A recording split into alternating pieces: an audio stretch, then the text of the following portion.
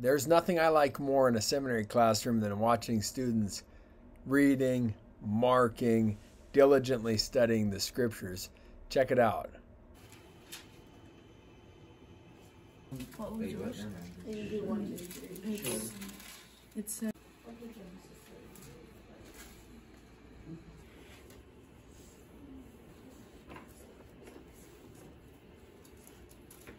The students in this class had been given a simple scripture matching activity. There were some things laid out on the board, but they also had a sheet of paper that they could keep at their desk to guide them through. I'll show you what we did, and maybe it's something that could work for you in an upcoming class. After the hymn and prayer and spiritual thought, I directed the students' attention to the board where a simple scripture matching activity was laid out.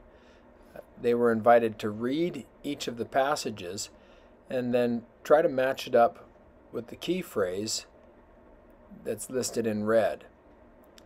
To help them out, because some of the key phrases could apply to multiple verses, they were given a sheet of paper that had an actual phrase from each verse. That helped them to match it correctly. And then one part of their instruction was, once they'd found a match, to take the phrase in bold, such as God will prevail, or Lord be my God, or God is enough, and write that in the margin beside the correct passage.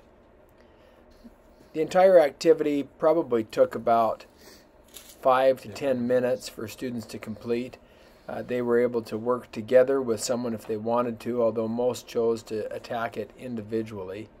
When I could tell that enough students had had time to complete all the matching and had written the key phrases in the margins of their scriptures beside the corresponding verses, it prepared us to have a great discussion.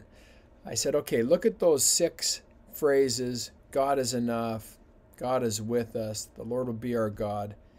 Have you or your family had experiences that helped you realize one of those 6 things?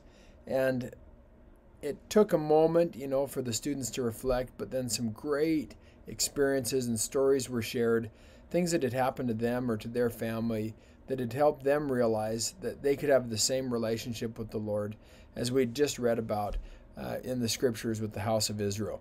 And so, anyway, it was simple. There's something about that matching activity that when they come in and it's just laid out very clearly, and especially if you have something that they can hold on to or have in front of them, that they can physically, draw the lines and do the matching. I'm a big fan of margin notes, and so each time they found something, the completion of that matching task was to write a key phrase in the margin. Feel free to play with those ideas and kind of do it however you want, but it led to a nice block of probably 10 to 15 minutes between the matching activity and the discussion that followed, where I felt like we were just focused in our study of the scriptures, and one of my favorite things to have happen in the classroom.